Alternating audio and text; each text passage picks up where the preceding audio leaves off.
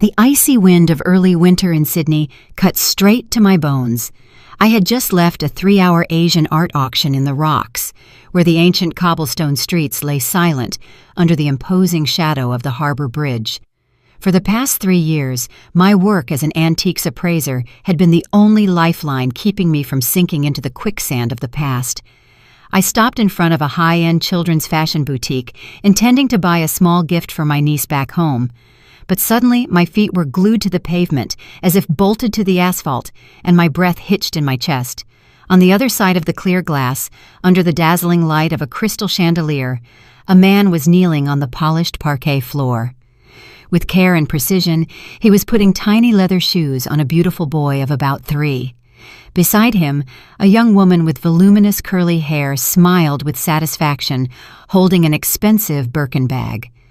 The scene was so beautiful, complete, and happy that it provoked envy. But in a cruel twist of fate, every feature of the man's face, the way he frowned slightly as he tied the laces, the small mole behind his left earlobe, was familiar to me, branded into my memory. It was my husband, the man I had presumed dead in a tragic plane crash 3 years ago. The man for whose soul I had spent a fortune on memorial services, the man whose commemorative photo still solemnly presided over my cold house. I felt my blood freeze in my veins, then boil with fury, but I didn't rush at them or scream. My instinct as one of the country's top appraisers whispered, "Keep a cool head. Observe carefully." Before issuing a verdict on the piece in front of me, I stepped back into the shadow of a street lamp. With trembling hands, I pulled out my phone. Through the camera lens, zoomed in to the max, I clearly saw every gesture of affection he gave the child. The boy had his eyes, his nose. It was unmistakable. As for the woman, I recognized her. It was his former executive assistant, the one Sterling had sworn to me about time and again. "Don't be suspicious, baby. She's just an employee. She has a tough family situation, and I'm mentoring her." It turned out the mentoring was so complete, it included having a son together, the cashmere coat he wore, the Patek Philippe watch on his wrist, and the handbag worth thousands in his lover's hand. With a stabbing pain, I realized all those luxuries had been bought with my money, with the money from the sale of the inheritance my mother had left me, with the money from the sale of the rare antiques my father had collected with such care, all to pay off the $2 million debt he had supposedly left behind after his death. I bit my lip so hard it bled, stifling the sob fighting to escape my throat. For 3 years, I had lived like a ghost, caring for his parents as if they were my own, breaking my back to pay a dead man's debts. And he, meanwhile, was living like a king in this paradise with a beautiful woman and a healthy son, building his new home with my sweat and tears. The truth, naked and cruel, was like a sharp knife plunging into my heart, tearing apart the naive trust I once had. Sterling seemed to feel a gaze on him. He lifted his head, his eyes sweeping the window toward where I stood. I jumped, pulled my hood up quickly, and turned around, losing myself in the rushing crowd. I couldn't let him discover me now. I wasn't ready. A scene on foreign soil would only make me a laughingstock and alert them to hide their assets. I needed a plan, something perfect, ruthless, a plan worthy of the damage they had caused me. I hailed a taxi and said with a broken voice, "Kingsford Smith International Airport, please." Sitting in the car, I clutched the phone, still warm in my hand. That brief video now weighed 1,000 tons. I watched the city of Sydney fade away through the window, blurred by the rain, or perhaps my tears. I didn't know anymore. I only knew that the weak, love-struck woman named Serafina had died on that street. The woman returning to the States now would be entirely different. The plane tore through the night, rising into the dark sky, leaving the twinkling lights of Sydney behind. I curled up in my first-class seat. The silence and the soft scent of essential oils did nothing but fuel the painful memories. I refused the glass of wine the kind flight attendant offered and asked only for a glass of ice water, cold enough to calm the fire consuming me inside. I remembered that fateful day 3 years ago, the day the news reported the plane crash in international waters. Sterling's name was on the list of missing passengers. I fainted in the living room and woke up in a hospital surrounded by my mother-in-law's wailing. They found no intact bodies, only debris and unrecognizable fragments. The authorities identified Sterling through dental records and DNA results from a tiny tissue sample. At that moment, grief clouded my judgment. I could only hug his portrait and cry until I ran out of tears. I didn't have the mind to question the inconsistencies in that forensic report full of technical jargon. And after that funeral without a body, my hell began. Creditors arrived at the house like vultures to carrion. They showed promissory notes with Sterling's signature, totaling $2 million. They said he had borrowed the money to invest in high-risk venture capital projects and lost it all. My in-laws, Reginald and Eudora, collapsed when they found out. Reginald suffered a stroke that left him bedridden, and Eudora fell into a deep depression, leaving the entire burden on me. Eudora grabbed my hand, her face bathed in tears. "Serafina, my daughter. What a tragedy. Sterling is gone and has left us this mountain of debt. Your father-in-law and I are old. We can only count on you. Don't abandon us. Don't let them foreclose on the family estate." Out of loyalty, out of love for my husband, I nodded. I sold all the jewelry my mother had left me. I sold the luxury brownstone my father had gifted me before the wedding. And most painful of all, I had to sell the priceless antiques my father had collected and cared for all his life, as if they were his own soul. All to buy peace for my husband's family. $2 million. The figure danced in my head, mocking my stupidity. Now, connecting the dots with the image of Sterling's happy family in Australia, everything fit. That money was never lost in bad investments.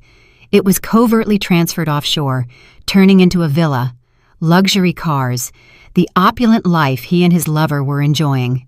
Me, Serafina, an expert appraiser capable of distinguishing the authentic from the fake in ancient artifacts, hadn't been able to see the dark soul of the man sharing my bed. I let out a bitter laugh, a distorted grimace reflected in the black screen in front of me. But that wasn't all. A freezing thought ran down my spine. I remembered the pungent herbal tea Eudora forced me to drink every night for the last 3 years.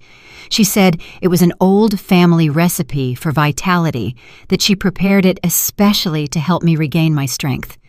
"You've worked too hard for this family, baby. Drink this to recover."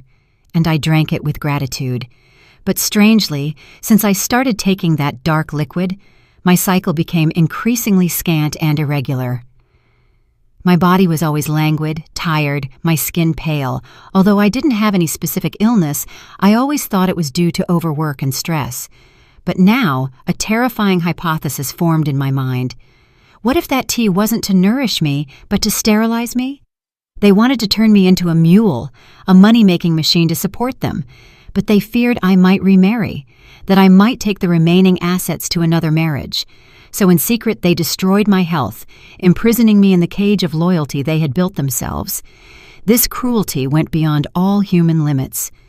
I squeezed the glass of water in my hand, my knuckles white from the cold. Misplaced kindness is like a poison. It kills you slowly and painfully. But luckily, I was still alive, and I had woken up. The plane began to descend, preparing to land at Dulles International Airport, just outside D.C. Looking at the city lights shining like distant stars, I took a deep breath. I was back, but not to remain the devoted daughter-in-law or the grieving widow. The taxi stopped abruptly in front of the gate of the stately manor, hidden on a quiet road in Potomac, Maryland, the place I had called home for 3 years. I took a deep breath, suppressing the nausea rising in my throat, preparing to put on the mask of the submissive, selfless daughter-in-law. Pushing open the door, the first thing I saw was Eudora lying on the expensive leather sofa with a white facial mask covering her face. She was yelling at the housekeeper in a sour tone that contrasted with her usual distinguished air. "How do you do things? I told you to buy Gulf shrimp, the jumbo ones, and you bring me this that looks like it's been frozen for a year? Are you trying to poison me?" The housekeeper, shrinking in a corner, twisted the edge of her apron, not daring to say a word. Seeing me enter, looking exhausted after the long trip, Eudora barely bothered to sit up. She looked at me sideways through the mask, her voice dismissive. "You're back. Why so late? I told you there are few people in this house. Your father-in-law is sick. You have to learn to come back early." She didn't ask if the trip was tiring, nor did she care how the project in Australia went. Her first sentence was, as always, an empty reproach.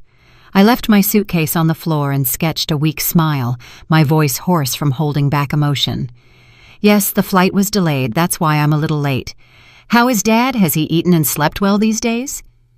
Eudora huffed before responding slowly. "Same as always. A fortune in medicines, and he doesn't get any better. By the way, how about the Australia project? Did you get paid yet?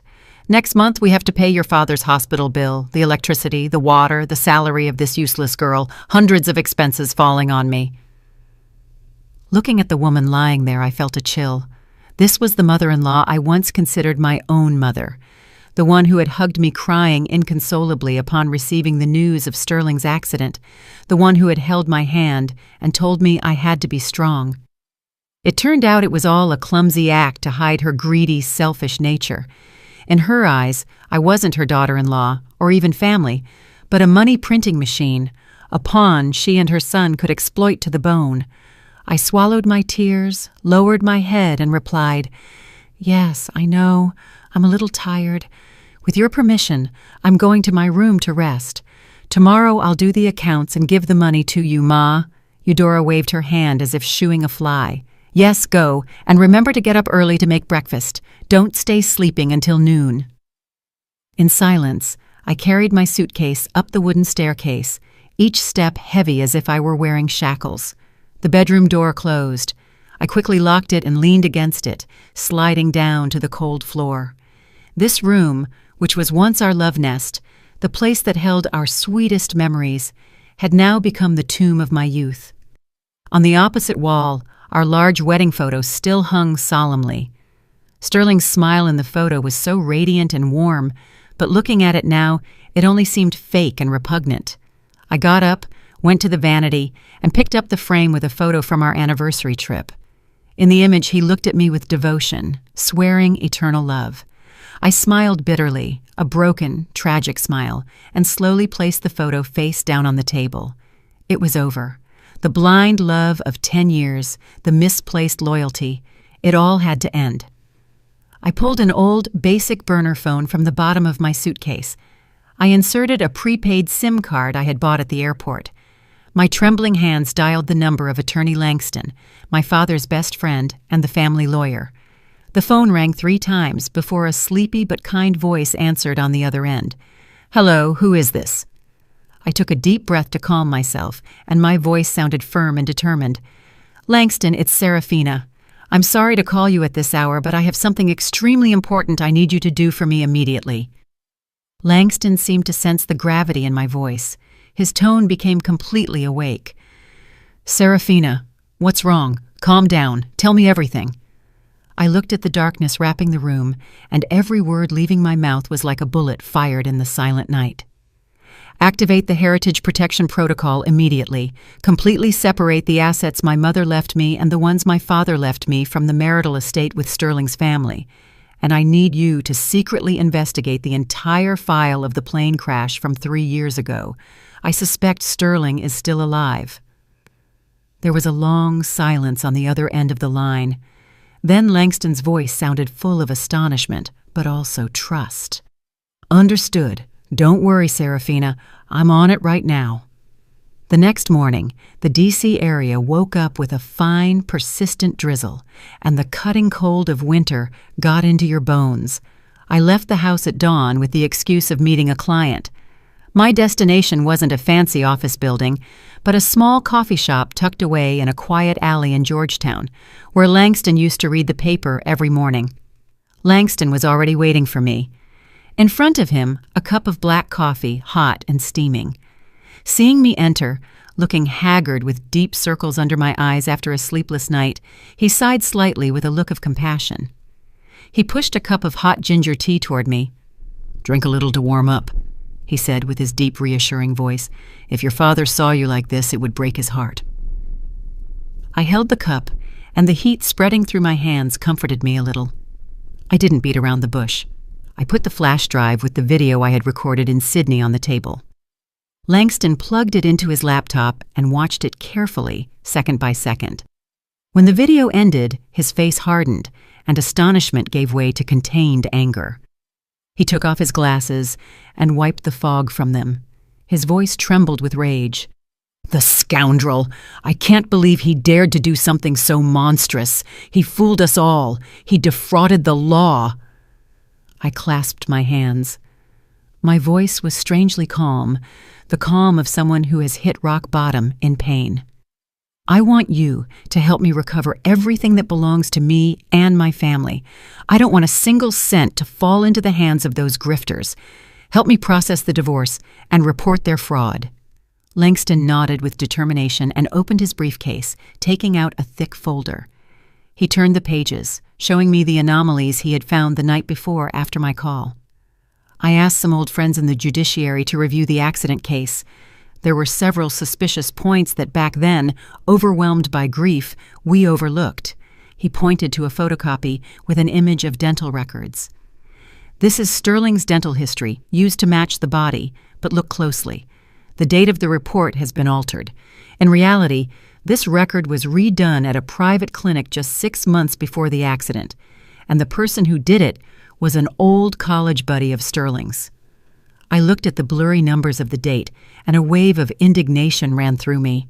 His death wasn't an accident, but a meticulously orchestrated plan. He had prepared his disappearance perfectly, fooling the whole world, fooling the woman he slept with. Langston turned to the page of the DNA analysis. His voice became graver. "And this is the DNA result. The tissue sample found at the crash site matches your in-laws by 99%. Theoretically, it confirms kinship, but in this case, I suspect a loophole. It is very possible the sample wasn't Sterling's, but a close relative with the same bloodline. For example, a cousin. I'm investigating if anyone in his family disappeared or passed away around those dates." Every word from Langston was like another nail in the coffin of my marriage. I remembered the months before the accident. Sterling traveled frequently for work, spoke on the phone in secret, and occasionally had unexplained expenses that he brushed off with evasions. Back then, I thought he was busy with work. Who would have guessed he was busy preparing his own death? I looked Langston in the eye with determination. "Langston, I want to build a legal firewall. Prepare the documents to confirm my separate assets, including my mother's inheritance and the goods my father left me. I want them clearly separated, not mixed with the marital estate. At the same time, secretly gather evidence of his family's money laundering activities." Langston put a hand on my shoulder with a look full of confidence. "Don't worry. I'll do it immediately. You've matured and become stronger than your father could have imagined. Keep playing your role. Leave the legal part in my hands. We will dismantle his conspiracy and make them pay for every one of your tears." Leaving the cafe, the drizzle hadn't stopped, but my heart no longer felt cold. I knew I wasn't alone in this battle.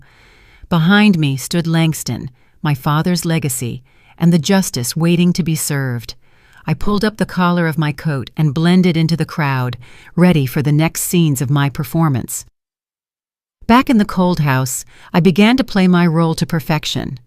I was no longer the generous daughter-in-law willing to pay any absurd expense for my in-laws.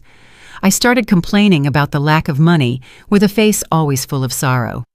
That night for dinner, instead of the usual delicacies, I told the housekeeper to prepare simple dishes: collard greens and cornbread, sparse on the seasoning. Eudora sat at the table, frowned at the modest food, and banged her silverware against the plate. "Are we starving in this house or what? Where is the Virginia ham your father used to send? Where are the crab cakes? Do you intend for us to die of malnutrition?" I took a bite of bread that tasted bitter in my throat and looked at her with red, teary eyes. "I'm sorry, Ma. Work has been going really badly lately. On the Australia project, the client withheld payment and the company owes the employees several months of salary. I had to sell the last jewelry I had left to pay the bank interest. Right now, we don't have a single dollar left in the house. Please have a little patience and eat modestly. As soon as I get some money, I'll make it up to you." Hearing there was no money, Eudora's face changed. She didn't believe me, and her gaze scrutinized me up and down. "Don't come to me with tall tales. How is it possible that the director of a subsidiary of a major group has no money for groceries? Or are you hiding the money to support some lover?" I pretended to be deeply offended, and tears fell onto my plate. "How can you say that, Ma? For this family, I sold my dowry, my parents' house, everything to pay Sterling's debts. What do I have left to hide? If you don't believe me, look at the pile of foreclosure notices I left on the living room table." I pointed to the stack of fake debt documents I had asked Langston to prepare and had left in plain sight. Suspicious, Eudora huffed, got up, and went to the living room to grab the papers. The more she read, the paler she became. The debt figures of thousands of dollars and the threats from collectors made her tremble. She threw the papers on the table and turned to me with a look of panic and disdain. "How is it possible we owe so much? What have you done?" I covered my face and cried inconsolably. "I don't know. The interest keeps piling up. Now they're threatening to seize the house, the furniture. I don't know how we're going to survive next month." Eudora said nothing more. She went up to her room in silence, leaving dinner half finished. I knew the fear of poverty and losing everything was starting to eat away at her. In the following days, I cut all luxury expenses. No more expensive medicines, no beauty treatments, and I even insisted on saving on the electric bill. Eudora was sitting on pins and needles. She feared having to support me, a useless daughter-in-law, and losing the source of income she had had for so long. Through a hidden camera in the living room, I saw Eudora start acting in secret. Taking advantage of my absence, she snuck into the study where the valuable antiques my father had left me were kept. She caressed each porcelain vase, each bronze statuette with greedy eyes. Then she took out her phone and called someone, whispering, "Hello, is it you? I have some antiques I want to sell urgently. They're authentic, the good stuff. If you can come see them and give me a good price, take them. I need the money now." I was sitting in my car, parked a distance away, listening to every word, every gesture through my phone screen. I felt a stab in my heart, seeing her dirty hands touching my father's sacred memories. They were objects my father had spent a lifetime collecting, that he treasured as if they were his life, and now that greedy woman was bargaining them away like vegetables at a market. I gripped the steering wheel, my nails digging into the leather. To catch the tiger, you have to enter its den. To unmask these people, you have to let their bottomless greed manifest itself. I sketched a cold smile, a cruel smile that had never appeared on my face before. Sell it all. Sell it. Every object you sell will be a sentence, irrefutable proof to send you and your whole family to prison. I will let you dig your own grave without me having to lift a finger. That night, a downpour fell. The drumming of rain on the roof was like the scream of my soul. At 10 o'clock sharp, as was the custom for 3 years, Eudora came up to my room with a steaming cup of tea. The strong herbal smell turned my stomach, but I maintained a serene expression. She left the cup on the nightstand with a falsely sweet voice. "Serafina, drink your tea. I just made it. Drink it hot so it works. You're very thin lately. You need nourishment to have strength for work." Seeing her kind smile, I felt deep revulsion. I took the cup, feeling the heat, and replied quietly, "Thanks, Ma. Leave it there. I'll drink it when it cools down a bit." Eudora stayed a moment longer, her restless eyes scanning the room as if looking for something, before adding, "Remember to drink it all, okay? These roots are very valuable. I had to order them from back home. Don't waste them." I waited for her to leave and closed the door. Immediately, I got up and poured the contents of the cup into a glass jar I had prepared, carefully wiping the rim so as not to leave a trace. The next morning, I took the jar to Dr. Hightower, an old friend of my father's and a renowned expert in natural medicine. In his office, steeped in the smell of herbs, Dr. Hightower took the jar, smelled it, tasted a drop, and frowned. He took a sample of the sediment and examined it under a microscope. His expression became increasingly grave. He took off his glasses and looked at me with compassion and concern. "Serafina, how long have you been drinking this?" I replied with a trembling voice. "Every night for 3 years. My mother-in-law says it's a tonic for beauty and relaxation." Dr. Hightower shook his head and sighed with regret. "Beauty? What beauty is this going to give you, child?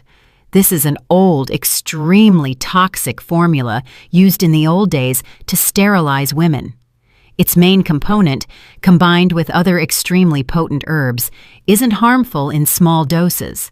But taken continuously as you have, it causes ovarian atrophy, severe hormonal disorders, and finally, permanent secondary infertility." My ears rang. The floor seemed to sink beneath my feet. Permanent infertility. They had dared to do that to me? I clung to the edge of the table to keep from falling, and tears flowed uncontrollably. I remembered the nights I dreamed of being a mother, of cradling a baby in my arms. I remembered the times I had gone to church to pray, kneeling for hours, asking for a child. It turned out all my hopes had been murdered at their source by the very people I called family. Dr. Hightower continued, his voice trembling with indignation. "And that's not all, Serafina. This formula also has side effects like general weakening of the body, causing a constant state of fatigue and apathy, nullifying the will to resist. They wanted to turn you into an automaton, an obedient money-making machine without the ability to have children to tie you to them for life." The truth was so raw and brutal, I couldn't articulate a word. I had given them my youth, my love, and my respect. And what did I receive in return? A vile betrayal, a ruthless conspiracy to ruin my life. They didn't just want my money. They wanted to snatch away my right to be a mother. They wanted to lock me forever in this cage of fake gold. I wiped my tears and stood up. The deepest pain had transformed into a fire of hate burning fiercely in my heart. I looked at Dr. Hightower, my voice cold as ice. "Dr. Hightower, thank you. Please keep this secret. I need you to write me an official report with your seal, analyzing the components of this tea. I will use it to claim justice." Leaving the office, the rain had stopped and the sun was shining brightly. I looked at the blue sky and silently promised my father and my unborn child that I wouldn't cry anymore. My tears were too valuable to shed for those beasts. From this moment on, the good and submissive Serafina was dead. Only a relentless Serafina remained, willing to raise everything to make the guilty pay with their own blood and tears. I would make them drink this poisonous tea, drop by drop. 2 days after discovering the truth about the tea, I received a call from Langston. He summoned me to his office, where he was waiting with a thick audit dossier on my in-laws' financial situation. Langston's office smelled of old paper and mahogany, and the ticking of a grandfather clock marked the rhythm of a time bomb. Langston put the dossier on the table and slid it toward me. His face was a mixture of seriousness and contempt. "Serafina, you have to prepare yourself. What you are going to see is not just a sentimental deception. It is a whole web of financial crime disguised as an honorable family." With trembling hands, I opened the first page. What I saw was an extract of my in-laws' bank accounts from the last 3 years. The figures were dizzying. My in-laws, who always complained about being sick and living off my charity, were handling money flows of tens of thousands of dollars. Langston pointed to the incoming transfers and explained, "Look, every month their accounts received large sums of money from shell companies offshore. The concept was always charitable donation or medical aid, but in reality, it is money from the shell companies Sterling created to launder black money." I looked at the names of the companies and felt a tightness in my chest. While I broke my back working, selling my heritage to pay my husband's debts, they sat on a mountain of dirty money. They played the role of helpless elders, squeezing every last cent of my sweat while helping their son divert funds overseas. Langston turned to the next page. His voice became graver. And this is the most terrifying part. Most of this money, after passing through several intermediary accounts, ended up in a secret trust fund in Switzerland called the Marcellus Trust. I asked some contacts to investigate. The beneficiaries of that fund are none other than Sterling and his son. I dropped the dossier, and a chill ran down my spine. Marcellus, surely named after his son. He had calculated everything. He used his parents as a cover and his wife as a tool to earn money and divert attention, all to build a financial empire for his new family. His cruelty and calculation exceeded human limits. I looked up at Langston, my gaze hard, without a single tear. Langston, are these proofs enough to accuse them of money laundering? Langston nodded firmly. More than enough. But we need a little more time to consolidate the case, to make sure that when we strike, they have no escape. Sign this power of attorney, and I will work quietly with the Economic Crimes Unit. I took the pen and signed, my stroke firm as if cutting all remaining emotional ties. I didn't just want a divorce. I wanted them to pay before the law for the dirty money they had amassed on my pain. Leaving the office, I told myself, Sterling, you like money so much? Well, I will use your own greed to send you to prison. To carry out my plan and bring the snake out of its hole, I needed the perfect bait. I drove out of the noisy city toward the quiet outskirts, to a farmhouse with a red roof hidden under ancient trees. It was the refuge of Elder Moses, my first mentor, the man who taught me to see the soul of antiques and the best restorer of ceramics in the country. Entering the brick patio covered in moss, the smell of baked clay mixed with the aroma of tea calmed me a little. Elder Moses was sitting by a stone table, holding an old teapot delicately, his white hair waving in the wind. Seeing me, he narrowed his eyes and smiled kindly. Serafina, child, it's been a long time. Come in, have some hot tea. I sat across from him with my heart in a knot. I didn't dare look him in the eye, fearing his piercing gaze would discover the murky scheme I was plotting. After a few minutes of trivial conversation, I gathered the courage and told him the whole story. Sterling, the betrayal, my in-laws' plan to rob me. Elder Moses listened in silence, his bony hands clinging to the teacup. When I got to the part about the poisonous tea and the dirty money, his eyes shone with unusual fury. He set the cup down hard on the table. His voice trembled with emotion. How can there be such soulless people in the world? Your father was a man of integrity all his life, and look at the kind of son-in-law he ended up with. A beast. I lowered my head, my voice broken. Elder, I came today to ask you a favor. I know it goes against your professional principles, but I really have no other choice. Elder Moses looked at me sternly. What do you want me to do? Don't tell me you want me to make a forgery to deceive someone. In my life, I have only restored to save the beauty of the past. I have never been an accomplice to deceit. I knelt before him, tears rolling down my cheeks. I beg you, Elder, it's not for profit. It's to unmask a much greater deception. I need a perfect Moorish golden lusterware bowl, one that can fool the most expert eyes to lure Sterling out of his burrow. He is so greedy that only a treasure of that magnitude will make him fall into the trap. Elder Moses remained silent, looking into the distance.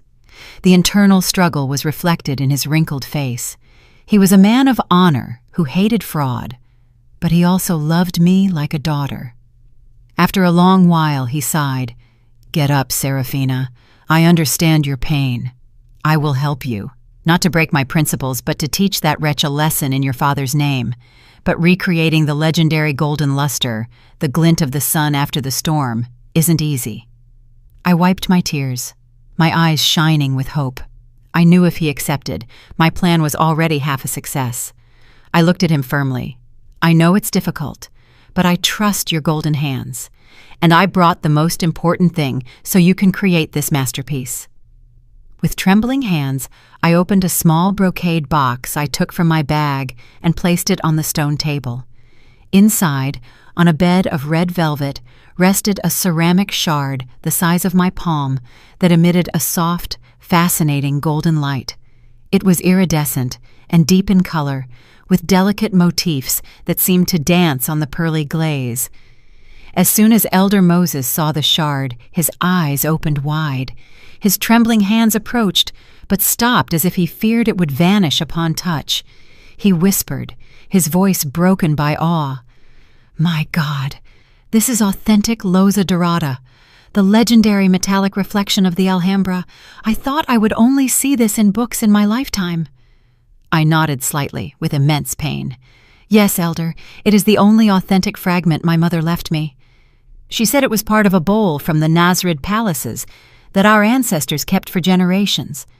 It is the soul of our family." Elder Moses put on magnifying glasses and examined every detail, every reflection, amazed. For a man who had dedicated his life to ceramics, this fragment was more valuable than gold. It was the key to unlocking the secrets of a technique lost for centuries. He looked up, his eyes full of regret. "Serafina, do you know the value of this? Just this fragment could buy a fortune. What do you plan to do with it?" I took a deep breath, my voice steady. "I want you to pulverize it." "What?" Elder Moses was stunned. His glasses almost fell off. "Are you crazy? Destroy a national treasure to make a fake?" I looked him in the eye, holding back tears. "I'm not crazy. I know what it's worth, but if I keep it, it will remain just a fragment in a box. Instead, if we use it to create a complete bowl, even if it's fake, it will become the weapon that brings me justice. I need the original ceramic paste, the original glaze to fool Sterling and his experts. Only by sacrificing this fragment can I catch that greedy wolf." Silence took over the room. The elder looked at the fragment, and then at me. Understanding the pain and determination in my eyes, he knew that for me, nothing was more important at that moment than avenging my father and myself. Finally, he nodded. He caressed the fragment one last time, like a farewell. "All right, I will help you. I will use the material from this shard and my secret techniques to resurrect this bowl. It will be a masterpiece as real as life itself, the sweetest and deadliest trap." I watched him take the fragment to the workshop and felt a knot in my stomach, as if my skin were being torn. "Mama, I'm sorry. I have to destroy your memory to protect the family's honor. Please, from heaven, help me so this sacrifice isn't in vain." That fragment of destiny now had a new mission: justice and punishment. The following days, I deepened my role as the desperate daughter-in-law. I announced I was suspending my father-in-law's expensive medical treatment, replacing it with generic drugs covered by insurance. I fired the housekeeper, claiming I couldn't pay her, and took over the housework myself, clumsily and listlessly. The house, already gloomy, became even colder and more suffocating. Eudora was like a cornered beast. The fake misery I had created fueled her greed and fear. Through the security camera connected to my phone, I saw her act one afternoon. While I pretended to be out borrowing money, Eudora slipped into the study where some antiques I deliberately hadn't sold yet remained.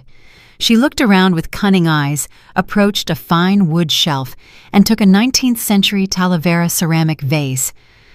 "My father's favorite," she muttered to herself, her voice clearly audible through the microphone, full of resentment and greed. "This stingy brat complaining over pennies. I'll sell these things and send the money to my Sterling so he can fix his affairs. What can you expect from her? Your father's stuff belongs to your husband's family, too. I have every right to sell it." With trembling hands, she wrapped the vase in newspaper and put it in a large travel bag.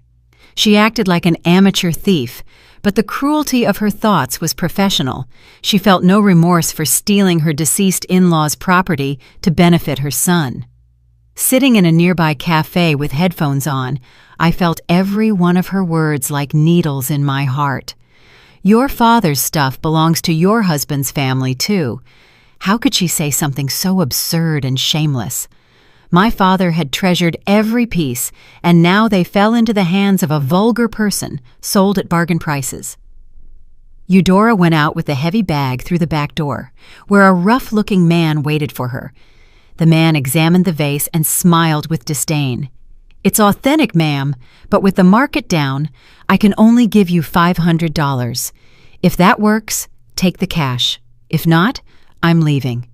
"500? But my son said this was worth thousands," Eudora haggled, but her eyes were fixed on the wad of bills the man held. "Well, okay, 500. Give me the money quick, before my daughter-in-law gets back." She took the money, counted it hurriedly, and put it in her pocket, beaming. I watched the scene on the screen, and a cold smile appeared on my lips. She didn't know that vase was a restoration I had commissioned from Elder Moses. In its base was a tiny tracking chip, and most importantly, the entire illegal transaction had been recorded as irrefutable proof. "Eudora, enjoy your $500. It will be your one-way ticket to a place reserved for the greedy and immoral." When I held the golden luster bowl in my hands, perfectly recreated by Elder Moses, I knew it was time to cast the final net.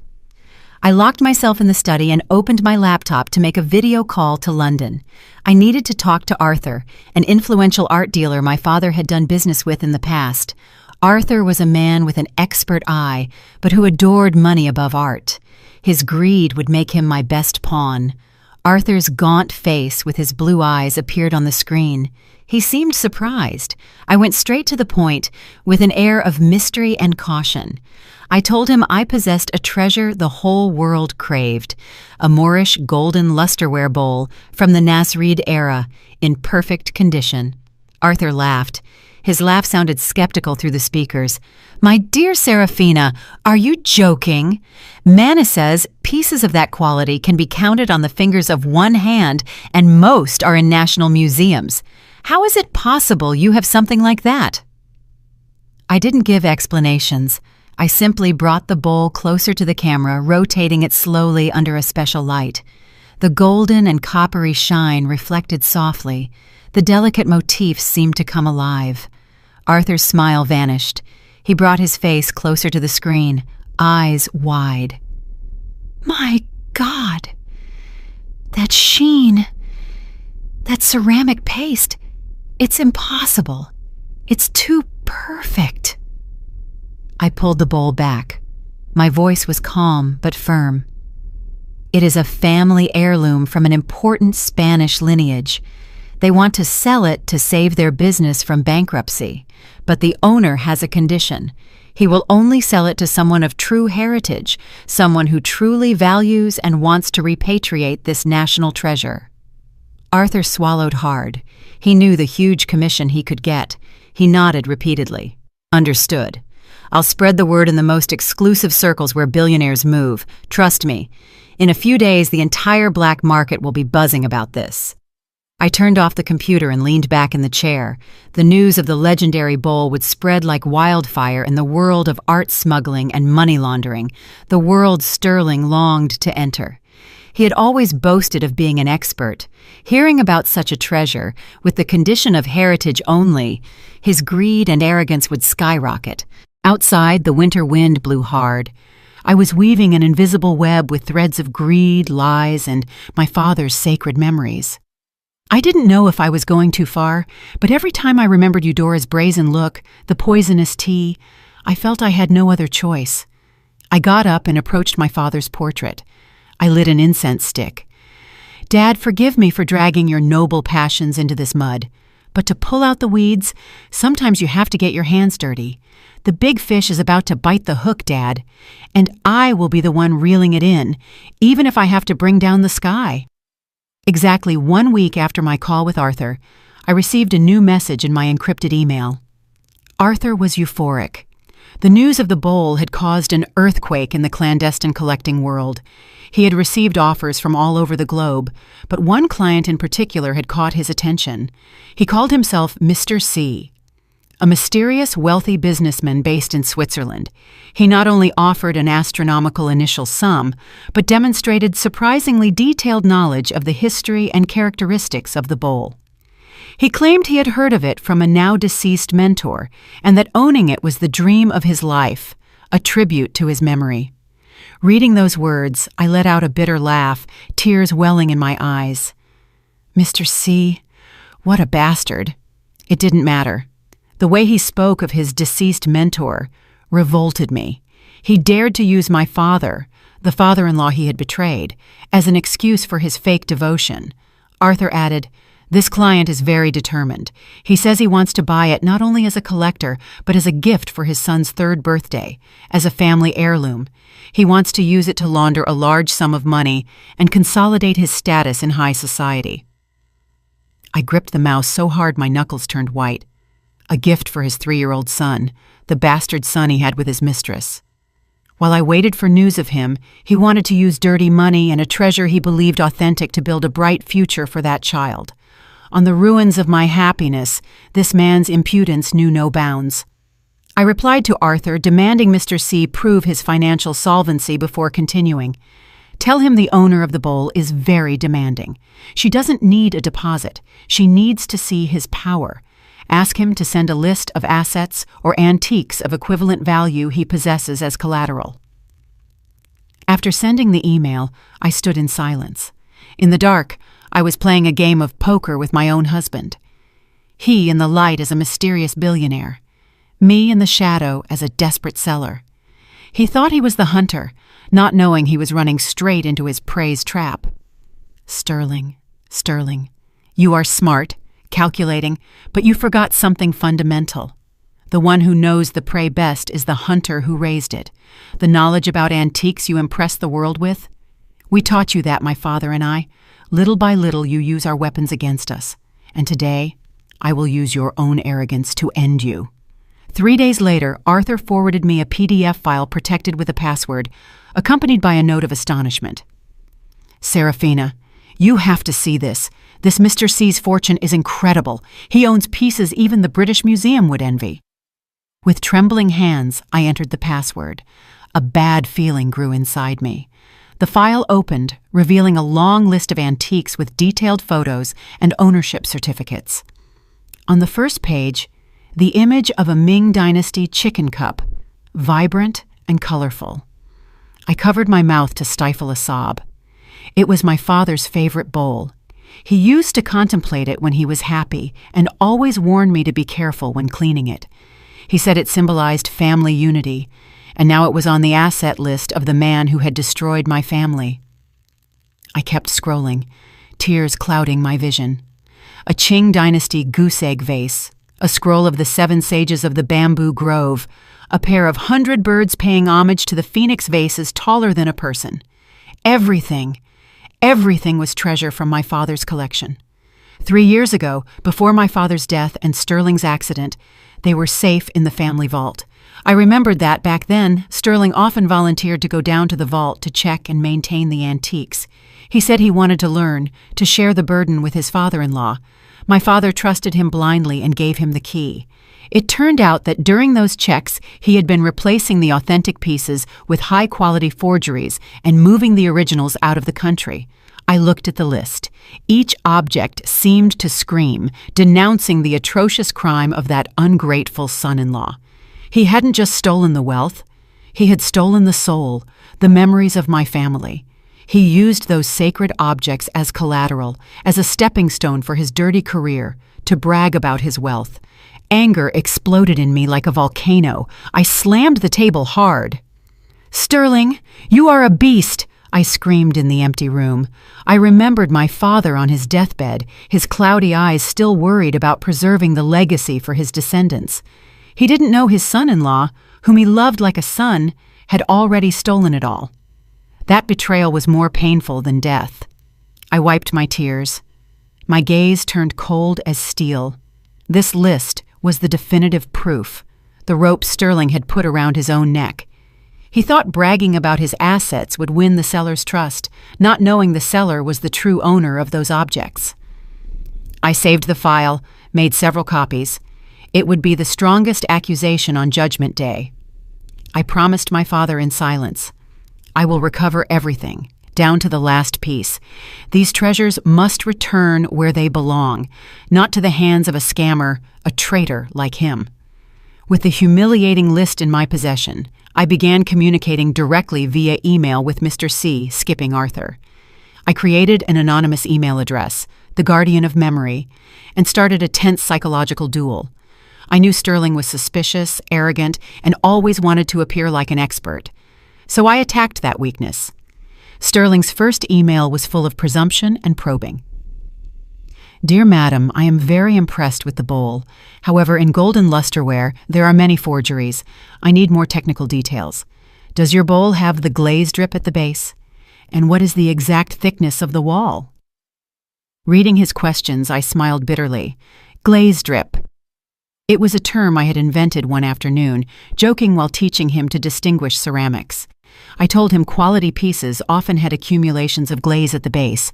It was an anecdote between us. It wasn't in any book. And now he used that amateur knowledge to test me. I drafted my response with a humble tone, but with the sharpness of an expert. Dear Mr. C, you are a great connoisseur. My bowl indeed presents that drip you mention, a sign of the highest quality pieces.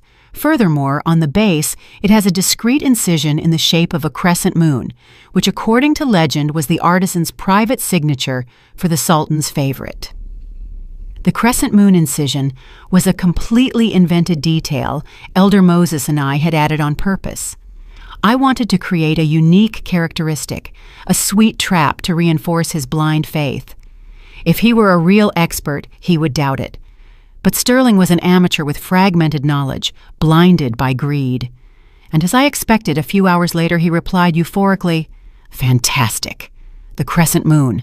I remember reading about it in some ancient text. It has to be authentic. Name your price. I will buy it, whatever the cost. I want it. He had fallen for it. He believed the fake detail because it satisfied his ego and his imagination. He believed he had found a unique piece, an unpublished treasure. His overconfidence had killed his caution. I didn't answer immediately. I let him wait, let his desire intensify. In negotiation, silence is also a weapon. I imagined him pacing in his luxury apartment in Switzerland, checking his email constantly, fearing the piece would fall into other hands. The feeling of having him in my power, of controlling his emotions from a distance, gave me a strange satisfaction. Before, I was always the one waiting. Now, I was the one pulling the strings. It was late. I closed the laptop. My reflection in the dark screen showed a thinner face, with deep but burning eyes. I was no longer the naive wife. Betrayal had forged me into a warrior. Sterling, enjoy your last moments of euphoria, because your nightmare has only just begun. Just as I had foreseen, the big fish couldn't resist the bait. After confirming the fake detail of the crescent moon, Sterling lost all caution. He accepted the astronomical price I proposed, a figure that could buy an entire building in downtown D.C., but his ambition didn't stop there. He wanted to use the purchase to launder the huge capital he had accumulated. However, to gather the cash the seller demanded, he had to move fast. Through the financial reports Langston obtained from shadow banking sources, I saw how he began to sell off his stocks, mortgage his villa in Switzerland, and borrow from loan sharks. He was a desperate gambler, betting everything on one last card, convinced he would win. But what hurt me most was seeing how he extended his greedy tentacles to his homeland, snatching his own parents' last refuge. One morning, listening through the bug on Eudora's phone, I heard her speaking with a trembling and tearful voice. Sterling, son, are you sure?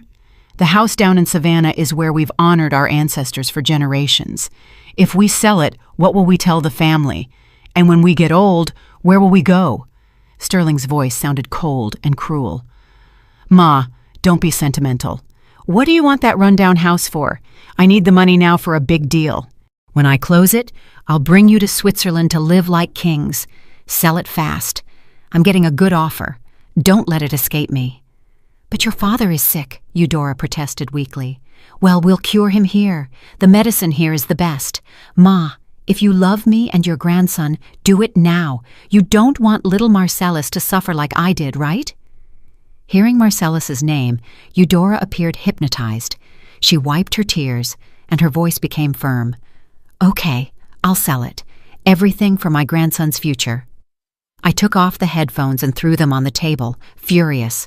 For him, the grave of his ancestors, his birthplace, his parents' refuge in old age, everything was merchandise.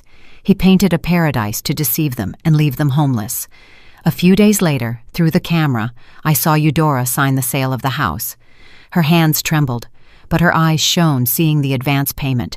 She muttered, "May the ancestors bless my grandson so he does well.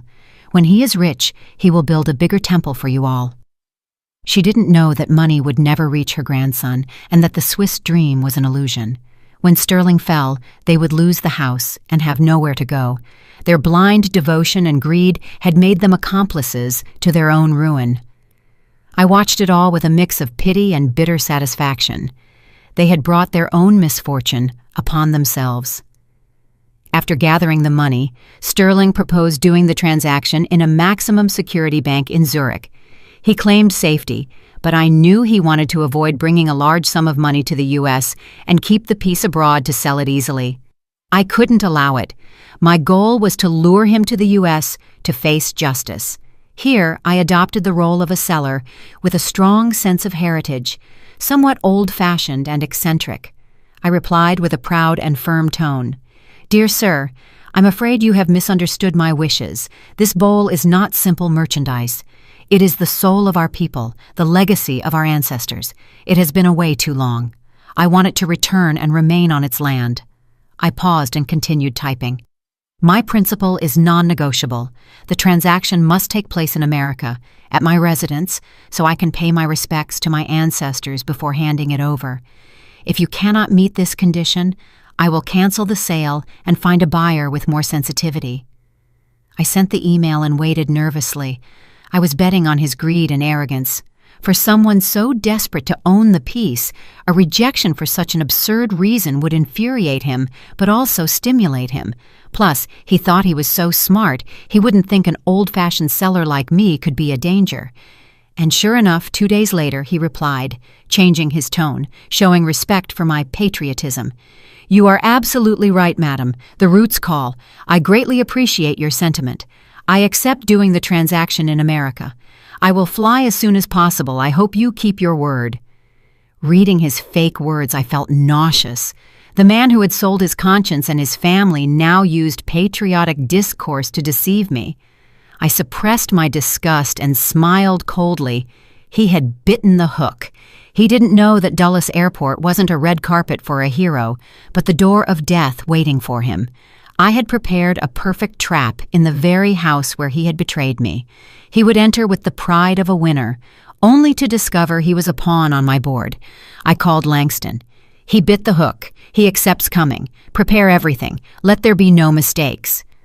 Langston replied, euphoric, "Perfect. I've spoken to the police. As soon as he steps foot in the airport and makes the transaction, we will close the net." The game was coming to an end. "Sterling, enjoy your last days of freedom. The homeland you use as an excuse will be your eternal prison." Despite agreeing to come to the U.S., Sterling's suspicious nature made him pose one last demand. He asked for a carbon-14 dating certificate and a spectrographic analysis of the ceramic paste performed by a prestigious institute. He thought this was the final filter. If the piece passed this scientific test, it was 100% authentic. I read his email without flinching. Elder Moses and I had already anticipated this move. I took the original fragment, the one I had sacrificed, to the Smithsonian's Cultural Heritage Institute. Dr. Bennett, another old friend of my father's, received me. I put the fragment on the table and said sincerely, "Doctor, I need your help. I need a dating and composition analysis for this fragment, but on the certificate please put as sample Golden Lusterware Bowl Private Collection, not fragment. I swear I am not doing this for profit, but to bring justice and punish someone who has looted national heritage." Dr. Bennett picked up the fragment, moved by its beauty. He knew my family's tragedy. After a long silence, he nodded firmly. "Agreed. I trust you like I trusted your father. Science is at the service of truth, and sometimes to protect it, you have to be flexible. I will do it." 3 days later, I received the certificate with the official seal of the Institute. The analysis confirmed the sample dated from the 15th century and that the composition of the clay and glaze matched samples from the ancient kilns. It was a certificate more real than reality itself, a death sentence for Sterling's greed. I scanned the certificate and sent it to him. I could imagine his face of triumph on the other side of the screen. He believed in science, in numbers, but forgot that the human being is the most unpredictable variable. He couldn't imagine the analyzed sample was real, but the object he was going to buy was fake.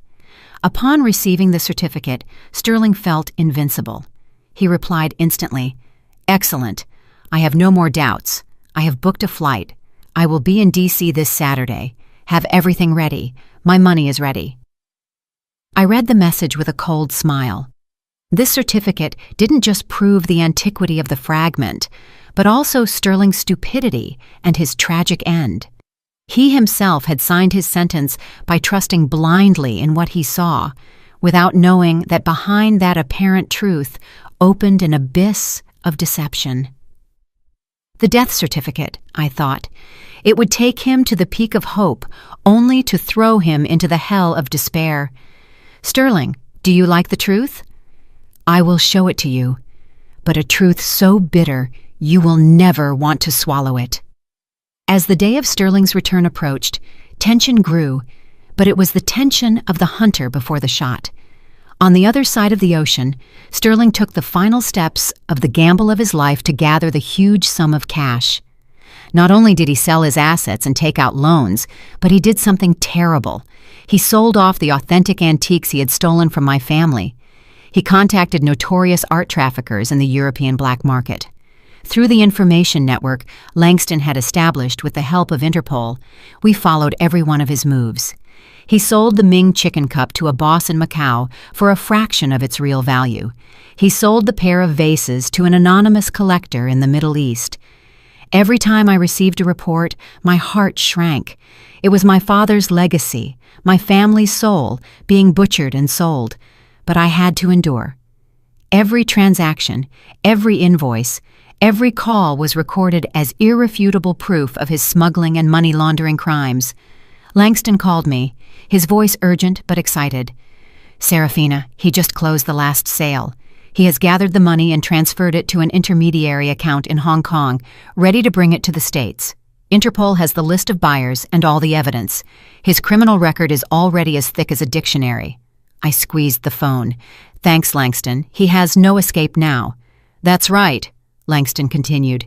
"When he lands at Dulles, he will think he's a king. He doesn't know shiny handcuffs are waiting to welcome him." I hung up and looked at my father's portrait. "Dad, I've almost recovered your honor.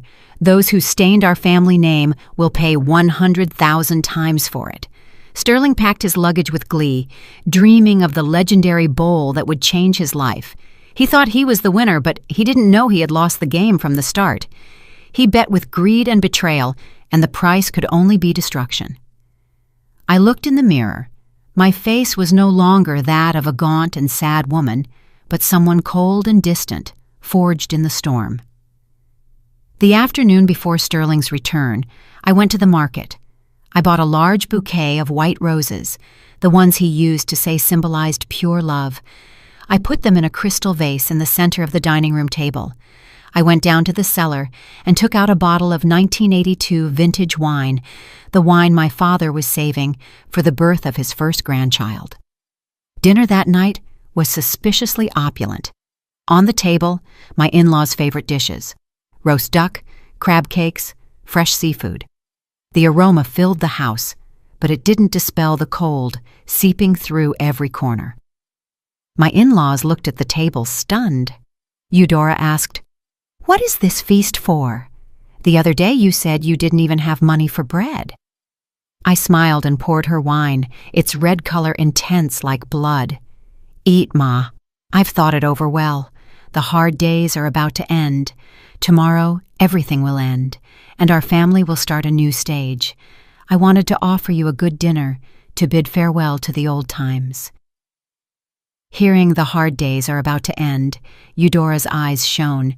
She surely thought I had gotten money or that Sterling was about to arrive to save them. She picked up the silverware enthusiastically. I knew it. My daughter-in-law is very capable. When Sterling returns, together you can handle everything. Eat, Reginald, eat and gather strength to enjoy what's coming. My father-in-law, in his wheelchair, emitted some unintelligible sounds, but his eyes also shone with greed seeing the wine. I watched them eat voraciously. They gave me pity and disgust. They ate on my sweat, on my father's sacrifice, on their own betrayal. I raised my glass. Through the crystal, their figures looked distorted. They weren't parents.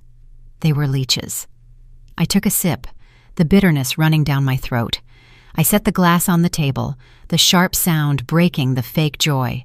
I looked Eudora in the eye, my voice soft but sharp. Is the dinner good, Ma? Enjoy it and remember it well, because it may be the last family dinner I prepare for you. Eudora froze, a piece of roast duck half chewed. She looked at me, her instinct telling her something was wrong. She swallowed hurriedly. What do you mean? The last dinner? Are you going somewhere? I didn't answer, just smiled, a smile that froze her. Outside, the wind picked up, announcing the storm about to unleash. The atmosphere became dense. Slowly, I took a thick envelope from my bag and slid it across the table toward Eudora. She looked at it, her hands trembling as if it contained a monster. Open it, Ma. It's a gift. She pleaded with her eyes, but I insisted. With clumsy fingers, she tore the envelope. A pile of photos fell onto the table. They were photos of Sterling smiling radiantly next to Kiana and their son abroad. Photos of them shopping. Of Sterling kneeling to put shoes on his son. Sharp images of a happy family. A family where I didn't exist. Eudora's face went bloodless. She looked at me, her lips moving without making a sound. My father-in-law, in his wheelchair, tried to get closer to see, and then started moaning, drool falling down his chin. Before they could recover, I turned on the TV. The video of Eudora, hidden in the study, putting the antiques in a bag and haggling with the trafficker at the back door, appeared on the big screen. Her voice echoed in the silence. Sell it fast to send the money to Sterling. To hell with his wife. It was like a slap in the face. Eudora dropped the photos, trembling violently. She looked at me, her eyes passing from horror to anger and then to pleading. Serafina, you knew everything. Have you been spying on me? I only did it out of necessity. I got up and approached her, whispering in her ear. Necessity? Enough necessity to sell your in-laws' memories, your own honor, to support your scammer son and his mistress? Enough necessity to put poison in my tea every night so I couldn't have children? Hearing about the tea, Eudora collapsed on the floor, terrified. You know that too. It wasn't my fault. It was Sterling. He convinced me. I started laughing, a bitter laugh that echoed in the empty house. Yes, your precious son fooled me. The insurance, the whole world. Him living like a king and me here working like a mule to pay his debts. What did you think I was? A puppet? I looked at the two trembling elders, feeling no compassion at all. They had killed my loyalty. I have sent all this evidence to the police and my lawyers. Tomorrow, when your son steps foot in this house, it won't be as a savior hero, but as a wanted criminal. Hearing this, Eudora's eyes rolled back. She foamed at the mouth and fainted. My father-in-law screamed desperately, mucus and tears running down his face, but I didn't care. I didn't call a doctor nor help her up. The next morning, before the sun dispelled the fog, I was already at their bedroom door. A taxi was waiting outside. I didn't give them time to prepare or beg. Eudora, upon waking up, looked 10 years older. Seeing me, she knelt and hugged my legs. Serafina, please forgive me. Forgive Sterling. After all, you were husband and wife for 10 years. I pushed her hands away as if touching something dirty. Don't talk to me about affection. You sold that a long time ago. Now please, get out of my house. This house is my property. I have no obligation to support those who conspired to destroy me. Get out of the house? Eudora stammered. But where do we go? The house in Savannah, I said. I sold it? That's your problem. I interrupted her. You sold it to send the money to your son. Well, let him host you in Switzerland now. I tossed a paper with the address of the nearest police station at her. Or you can go here and turn yourself in.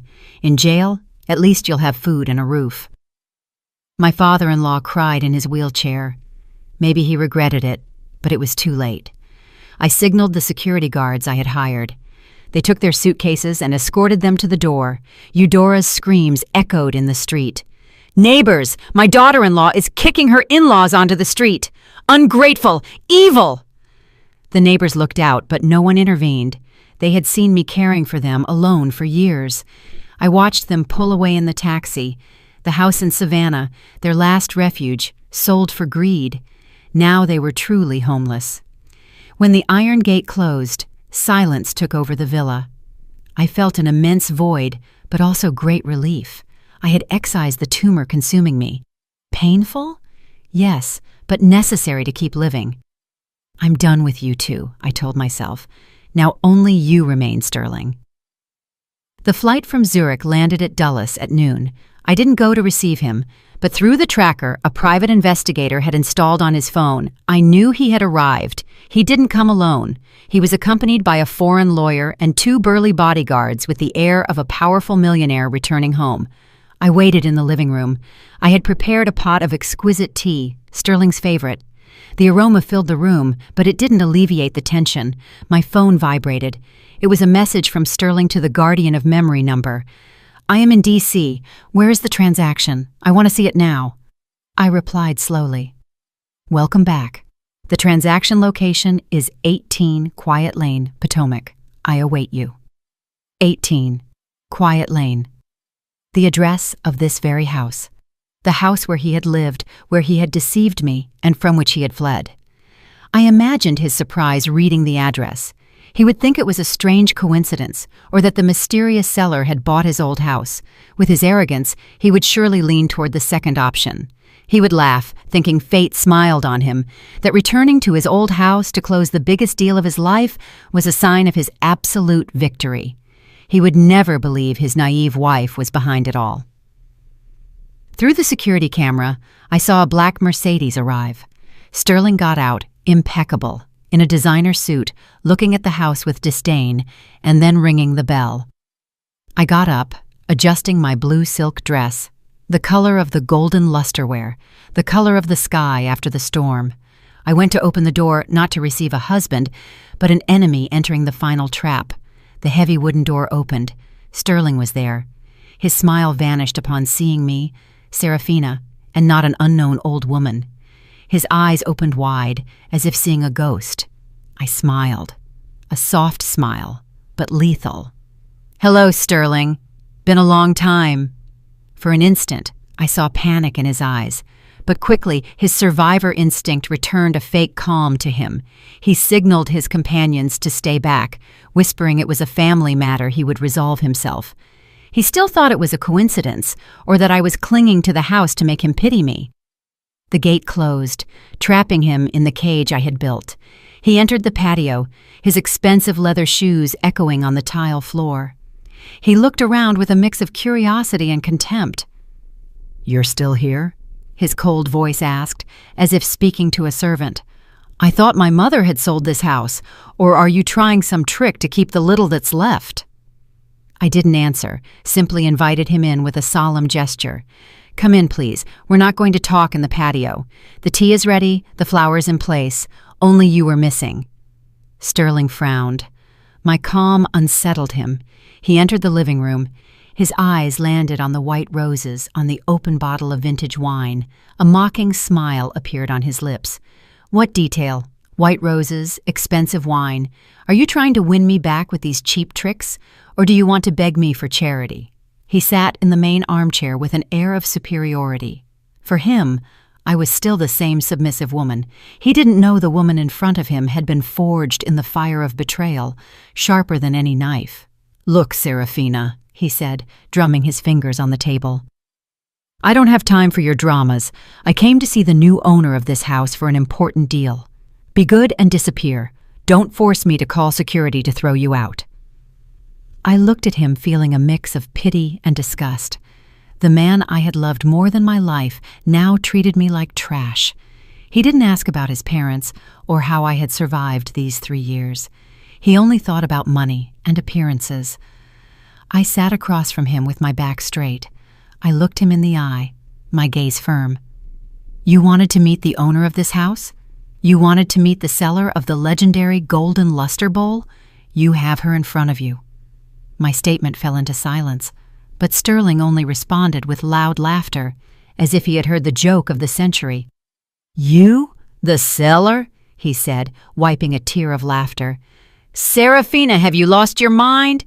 A woman like you who had to ask my mother for money, even for groceries, is going to possess a national treasure? Who are you trying to fool? He leaned forward. I see. You heard I was coming to buy antiques and you want to get some money. How much do you want? $100,000? $200,000? Take it as payment for taking care of my parents. Take it and get out. I remained impassive. When he finished laughing, I spoke, my voice calm, but with an authority that erased his smile. Are you done? Good. Now let me tell you a truth. This house, this land, and even your life are in my hands. I took a stack of documents from a drawer and threw them on the table. They were the deeds to the house in my name and a copy of the dating certificate of the bowl I had sent him.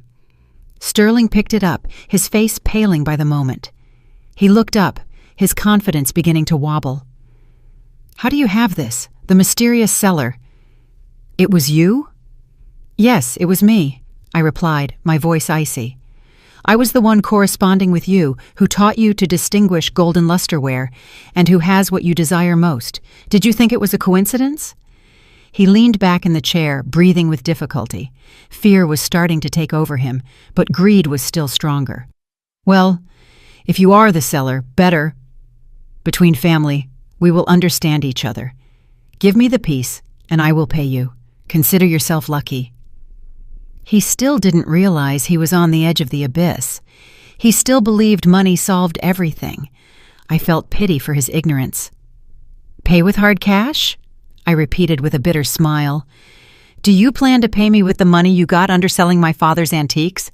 Or with the money you scammed from the insurance with your own fake death? My question was like a bucket of cold water. Sterling jumped. What? What are you saying? You know?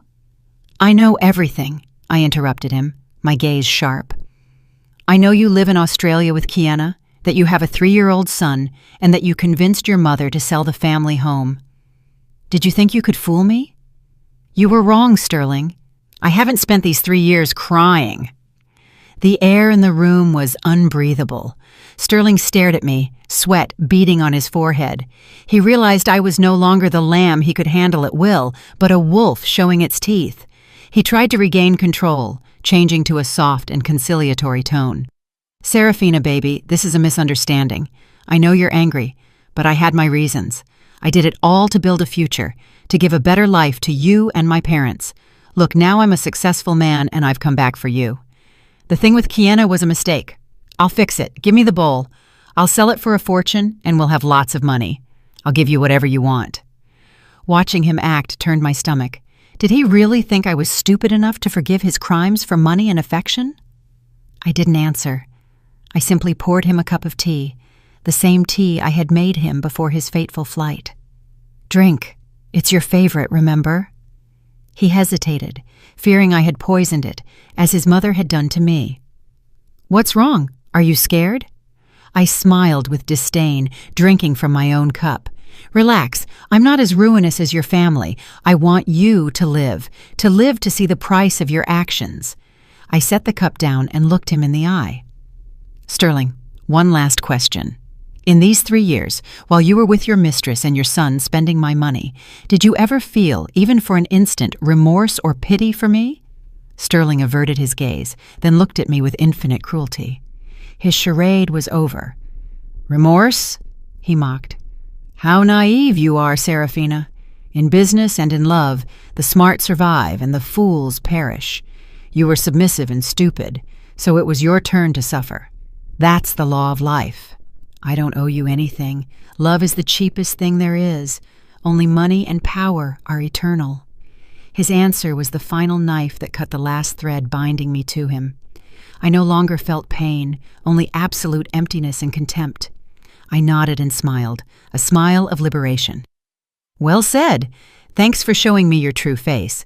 Then today we settle accounts. You want the bowl? Okay, I'll give it to you." I got up and went to the display cabinet where I kept an elegant red brocade box. Sterling followed me with his gaze, his eyes shining with greed. He had forgotten all caution. He only saw the prize, not the scythe looming over him. I put the box on the table. Sterling lunged and opened it with trembling hands. The golden luster bowl appeared dazzling. He picked it up, caressed it, muttering praises. In his eyes was only the obsession of an addict and the calculation of a merchant. "It's perfect. Here is the crescent moon," he whispered, absorbed in his fantasy of victory. He turned to me triumphant. "Okay, name the price. I have the money ready. When I sell it, I'll give you a good sum so you can retire, as payment for taking care of the house." I said nothing. I took out my phone and put it on the table with the screen facing him. "Before talking about money, I think you should take this call. It's more important than that bowl." Just then, Sterling's luxury phone started ringing. It was a call from Europe, from his main contact in the black market. He answered, putting it on speaker to impress me. "Hello, Mr. Smith. I'm in D.C. Before he could finish, a furious and terrified voice shouted in English from the other side. "Sterling, you damn scammer, you tricked me! All the merchandise you sold me, the chicken cup, the vases, everything has been confiscated by Interpol and the police. They say it's stolen material with an international search warrant." Sterling's face fell apart. "What? What are you talking about? My merchandise was family inheritance with papers. Inheritance my ass. They have proof it was stolen from the Fan family in America. I've been arrested. My accounts are frozen. And you know what? I snitched on you. Your accounts in Switzerland have just been blocked by international court order. You're finished, you son of a—" The call cut off. Sterling's phone fell to the floor and shattered. He stood paralyzed, his face without a drop of blood, his gaze lost. "Accounts blocked. Merchandise confiscated," he muttered like an automaton. All his money, everything he had risked, had evaporated. Not only was he ruined, but he had a huge debt and an international arrest warrant. I stood up, crossing my arms. "What's wrong? Good news from your partner? Did your money vanish?" Sterling turned to me. The fear in his eyes turning into blind fury, he pointed at me, screaming, "It was you! You warned the police! You set a trap for me!" "Yes, it was me," I replied, my voice firm. "I sent all the ownership documents to Interpol months ago. I waited for you to sell everything so you would commit the crimes of receiving stolen goods and laundering. Did you think I was going to let you sell my father's sweat and tears?" Sterling stumbled and fell into a chair. He looked at the bowl in his hands, his last hope. He hugged it like a lifesaver in a sea of fire. "I still have this. It's authentic. I'll sell it. I'll start over." I looked at him with pity, a ruined gambler clinging to a fake lottery ticket. "Hug it, Sterling. See if it saves you from the handcuffs waiting outside." While Sterling plunged into panic, the living room door burst open. Several figures in police uniforms entered. In front, Langston, with a thick dossier in his hand, followed by agents from the Economic Crimes Unit and an Interpol representative. The atmosphere froze. Sterling's 2 bodyguards raised their hands, surrendering. Sterling stood petrified in the center of the room. An agent stepped forward and read the warrant with a clear voice. "Sterling Garcia is under arrest for crimes of fraud, money laundering, and illicit trafficking of cultural goods internationally. Anything you say can be used against you." The metallic and cold sound of the handcuffs closing resonated in the room. Sterling reacted, screaming and struggling like a madman. "I'm not the victim! It was her! That evil woman set a trap for me! The bowl is fake! She tricked me!" He lunged at me with bloodshot eyes, but the agents held him back. I remained seated, drinking my tea. Langston approached. You are mistaken, Mr. Garcia. We are not arresting you for this fake bowl. This was just the bait.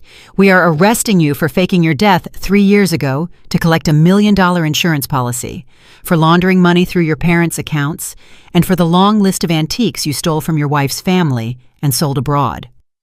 Hearing this, Sterling collapsed, falling to his knees. He looked at me pleadingly. Serafina, I made a mistake. Help me, please. Tell them we are husband and wife.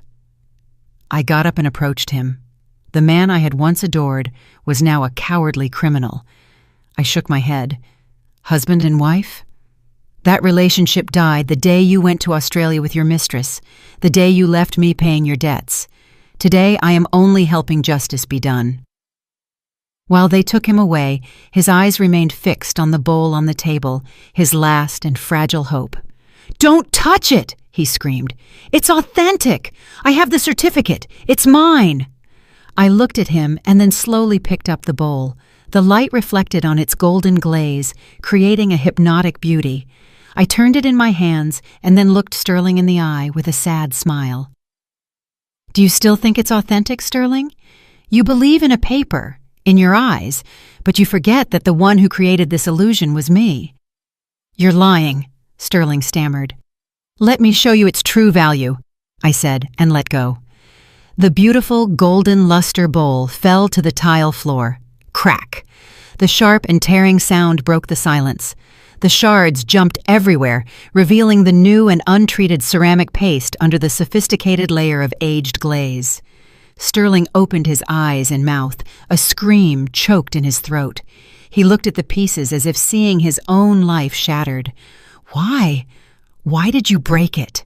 I dusted off my hands. "Because it's fake. Just like your personality, like your love, like the happy family you set up abroad. Everything is a farce, a shiny layer to hide a rotten core. I used an authentic fragment from my mother. I sacrificed my most sacred memory to create this trap and catch the greedy demon inside you. Do you see now? That for which you risked your life is nothing more than a handful of worthless clay." Sterling buried his head, trembling. That truth was crueler than any sentence. He had lost. He lost the money and the battle of wits against the woman he had always underestimated. They took him away, humiliated. The jingling of the handcuffs was the requiem of a wasted life. The trial was held 3 months later and captured the media's attention. I went to court not as a victim wife, but as the protector of my family's legacy and the key witness. Calmly, I presented every proof, every deception. Faced with overwhelming evidence, Sterling pleaded guilty. He was sentenced to life in prison for fraud, laundering, and antiquities trafficking. Kiena, his mistress, was extradited and sentenced to 15 years in prison as an accomplice. But the most tragic end was that of my in-laws. After being evicted from the house, without shelter, and with the shock of their son's conviction, Reginald suffered another stroke that left him completely paralyzed. Eudora, the woman who had spent her life calculating, found herself with nothing, pushing her husband's wheelchair in a depressing public nursing home on the outskirts. I went to see them one last time. In the damp room, Eudora, aged and gray, was feeding her husband. Seeing me, she tried to ask me for money, but meeting my icy gaze, she lowered her head, her tears falling into the bowl of porridge. I said nothing, nor gave them a cent. I only left an old photo of their family on the table, from when greed hadn't yet devoured their conscience. That was the cruelest punishment, living with remorse, remembering a lost past. They sowed winds and now reaped whirlwinds. Loneliness, poverty, and sickness were their true sentence. I turned around and left, leaving behind the sigh of lives ruined by money. A year later, the storm had passed. The old villa was restored and converted into a small private museum called the Soul's Refuge. There, the antiques that with Langston's and the authorities' help I recovered from all over the world are exhibited. Each piece behind its glass shines with the serene beauty of time like resurrected witnesses. One autumn morning, while the golden sun flooded the patio, I walked through the garden holding little Zion's hand.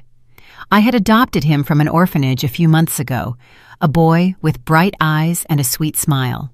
Although the aftermath of the tea prevented me from being a biological mother, I learned that motherhood comes from love and care, not just blood. Zion stopped in front of the display case where I kept the fragments of the fake bowl as a reminder. He looked at me with his big eyes.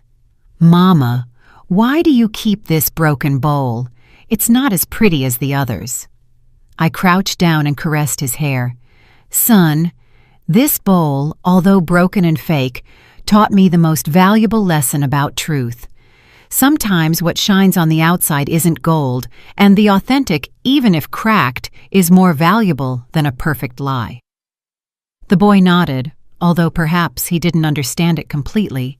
Then, with the innocence proper to his age, he asked me something that shrank my heart. "Mama, and where is my daddy? All my friends have one." I looked at the blue sky where white clouds floated lazily. The image of Sterling, the pain, everything had vanished like smoke. I hugged my son, breathing in his scent of childhood, and felt immense peace. "Your daddy, sweetheart, is someone who went very far away to pay for his mistakes. But don't be sad because you have me. You have your grandfather who watches over you from heaven, and you will become a good and honest man, right?" "Yes, and I will protect you, Mama," Zion said with determination before running off to chase butterflies. I stood up feeling the fresh breeze. The past had closed behind the doors of a prison. The future, radiant and full of hope, opened before me like a new dawn. I had traversed the darkness to find my own light. Justice and happiness are not something you ask for, but something you conquer and build with your own hands. Did you like the story, and which city are you listening from? Thank you so much for your sweet support. I'm looking forward to your comments on the story. On the screen, you can see 2 new life stories that I highly recommend. There's so much more on my channel. Don't forget to subscribe. See you in the next life story. With love and respect.